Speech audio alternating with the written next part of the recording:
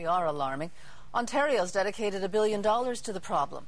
And now Quebec has announced that it's setting aside $160 million a year to try to bring down the dropout rate. At 29%, it is one of the highest in the country. But some groups aren't waiting. Here's Caroline Van Vlartigan with this special report. Yeah, you know who it is. Chaos. Rodney Ramcharatar and Shaquille Perry have their whole lives ahead of them. Yes, weekend has made a change in my life. But at only 19 and 17, they've already hit a major roadblock. I think I dropped out at 17. Sometimes I wouldn't go to school at all. Shaquille says smoking pot got in the way of his studies, so he dropped out. I started doing it like a lot, grade 9. Then it messed up my school and I got lazy, never did my homework, never home. For Rodney, a decision to hold him back in grade 10 started his decline. So I left, and now I'm in this position. A position facing an alarming number of young Quebecers, almost 3 out of every 10 of them not finishing high school. Our kids are headed for a very tough future. A future that worries Quebec's education and business leaders who've decided it's time to act. The government is pledging an additional $160 million a year to bring the dropout rate to 20% by 2020.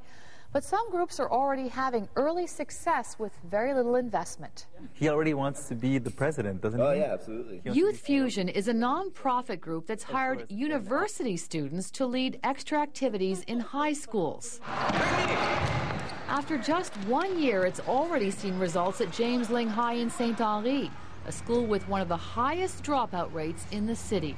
Our efforts and our focuses have started to yield results. When Principal Craig Olenek came here 2 years ago, fewer than 39% of students graduated. This past year, we've been able to increase it up to about 52%. So less than half were graduating 2 years ago? 2 years ago, exactly. And now you're over half? Exactly. Gabrielle Brand-Lopez likes to think part of those results may be due to his program. It's about inspiring the kids through projects that are exciting and that make them want to come to school. Eat fresh, very good. One of his hirees, James Feith, is leading a business club for kids at James Lyng. Why do I love business? Well, I made a little graph here just showing it quick. Ashley Roy is handling an environment group. Motivate them to not drop out of school, getting them involved in something like the environment, later on maybe. Hey guys! And Julian Sinnett will tackle sports with the kids. What kept me in school, a lot of activities, sports, acting, everything, field trips, because I wasn't there to sit down and listen to a teacher for an hour. I was really there to go see my friends and have a good time. Aside from their teachers, for some of these kids, this is the first encounter they've had with someone who's gone on to university. Their neighborhood is filled with dropouts. Someone that's just on the street doing drugs. They probably think it's cooler just to be on the streets hustling than being in school. Seeing how much money you made, how much money you lost. But it's hoped that this regular weekly contact with successful students not much older than themselves can help them see further than the streets. And I want to get somewhere in life. I want to push forward and make it to my goal. I want to be successful and I want to become a lawyer. So for that, I have to go through high school and then go to university or college and all that. Law school to become what I want to be. That's the profit of this business, basically, is to know that kids are moving on in life and that they're succeeding and accomplishing their goals. If you give a kid a chance, sometimes he might learn something. Quebec's education minister admits Youth Fusion is on the right track. It is proved that through arts or through sports, young people stay at school. Why are you personally concerned about the dropout rate in this province? You're a young person, you're on your way in your career. Why are you concerned? Because if we don't do it, who's going to do it? It is society's obligation to take care of this issue.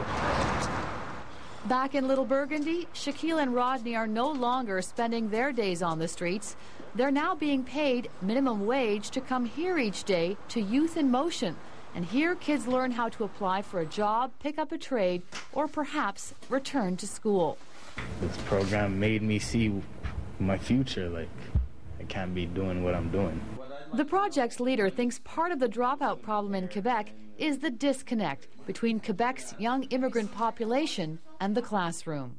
School's approach and the school board's approach has to be a little more attentive, sensitive to the realities of these kids coming from impoverished areas. Yes, we can. It's made a change in my life. He also thinks schools in general are out of touch with what students are interested in and how they learn. We're dealing with a whole a youth subculture that we have no idea. Yes, we go back to Shakespeare, and let's bring it up to Jay-Z and Michael.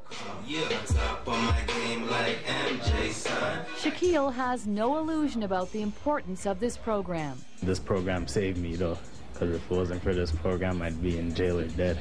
There's nothing more important now than finishing high school. And Rodney also has a new plan. My plan is to finish high school, then go to college, computer science.